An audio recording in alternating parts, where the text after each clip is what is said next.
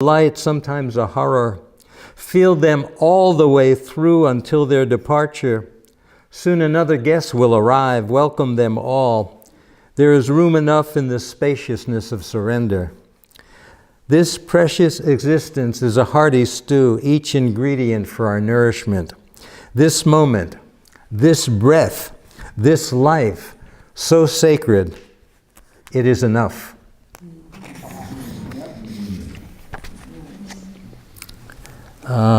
Let's see, this is, where am I here? Tools. The Tools, that's page 38.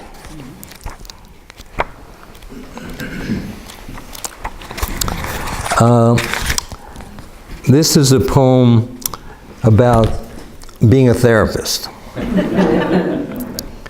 which is a kind of lonely profession, actually, because you're in there alone and nobody really knows what you do except the person that you're working with, so you don't get a lot of high fives in public, you know, it's like, you know. So,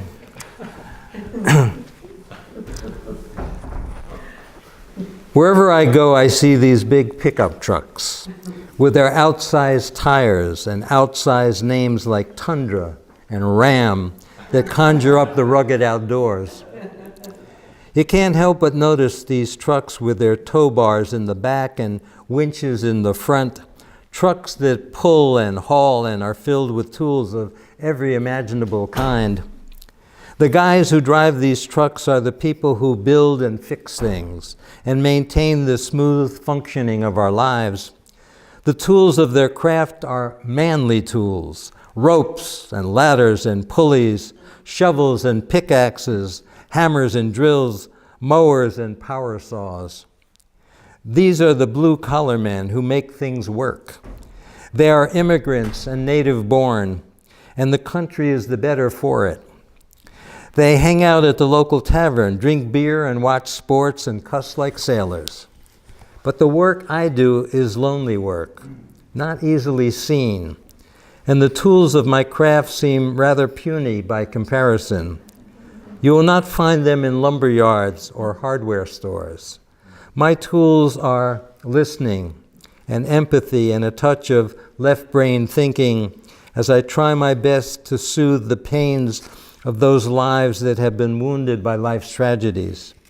How nice it would be if I could point to something one could touch, something I built or fixed with my own hands after I fell into bed at night, proud of a hard day's work.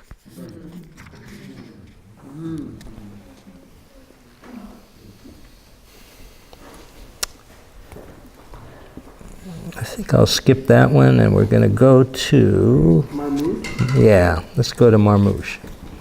21.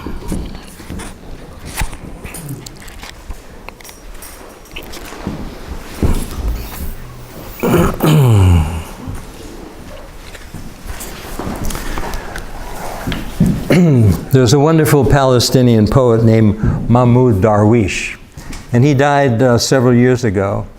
And when he died, I wrote this poem to celebrate his life. And he is a Palestinian poet, a remarkable man, and an activist for his people. The sky is dark over Palestine today. The air heavy with grief. The clouds cannot contain their tears. A mighty voice that once cried out is no longer. A poet of the land, of the people, of exile has left us. The last of the olive trees are weeping for him. His whispered name floating upon the warm afternoon breeze and inscribed upon the dusty, parched leaves.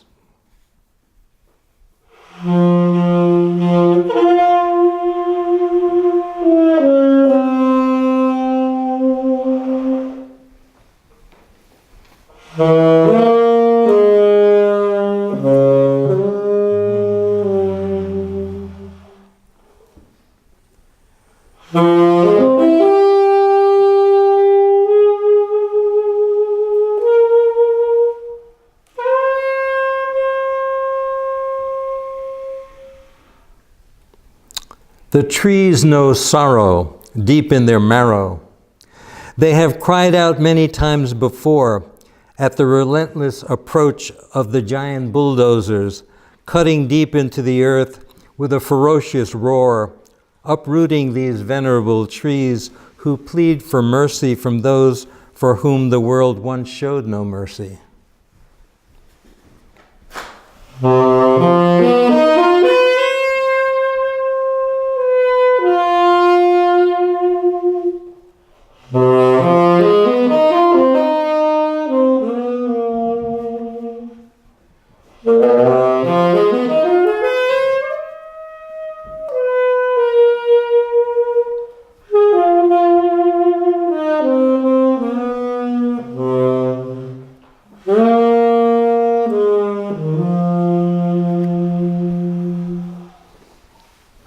I am Palestine, they say. It is here we are rooted, in this precious soil, as said he, this poet of resistance, who is that and much more. Why do you uproot me from the only home I know?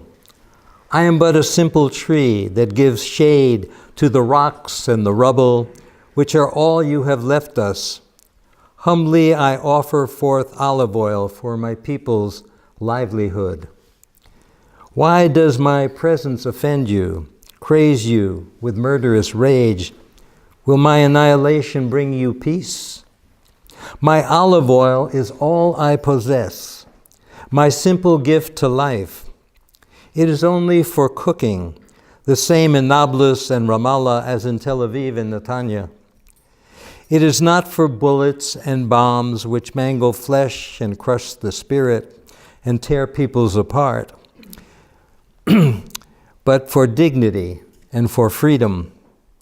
My olive oil is rather for the pleasures of the tongue, for dipping bread and families sitting together in laughter and sweet conversation. Who will speak for me now that the voice of our poet hero is no more?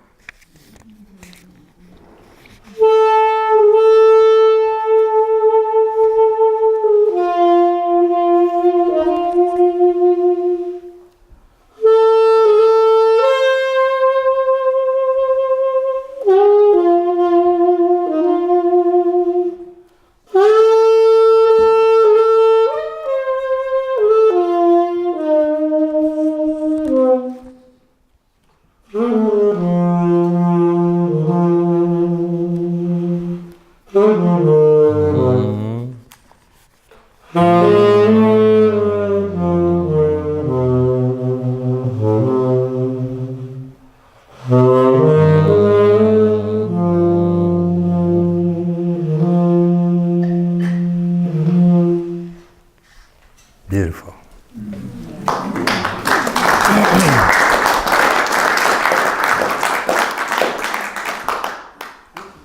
Want to do some haikus?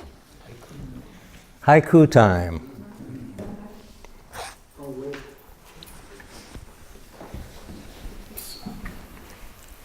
Flute. Which one are you going to use?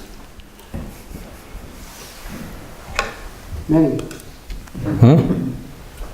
Two. Two? Let me know when you're ready. Yeah. So I'm going to read a haiku, and then I'm going to pause, and then Schwakkie's going to play, and then I'm going to read a haiku, and he's going to play, and it's going to go like that, back and forth. Forever. Forever. You're going to be here for the next 6 hours, listening to haiku till it drives you crazy. And then I'm going to ask each of you to write a haiku, and then he's going to play between haikus. And by then it'll be tomorrow. Okay. Without a whisper, clouds drift across the full moon. We too are silent.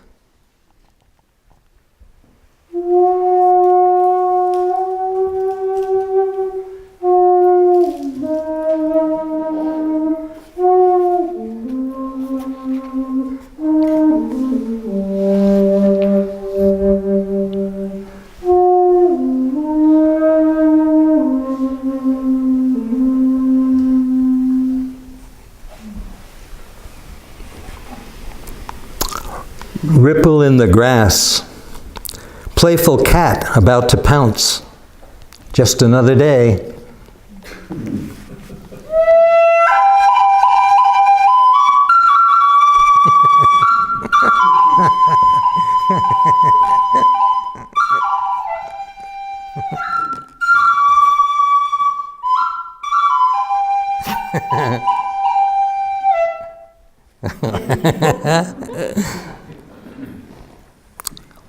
Leaves fall in autumn.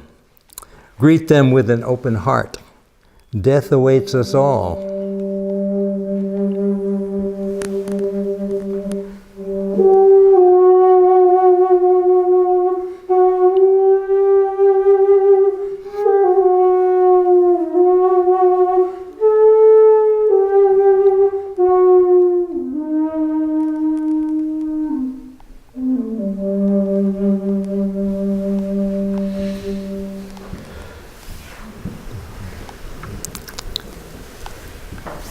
Waiting your return, the new moon turns full again. Frogs sing their love songs.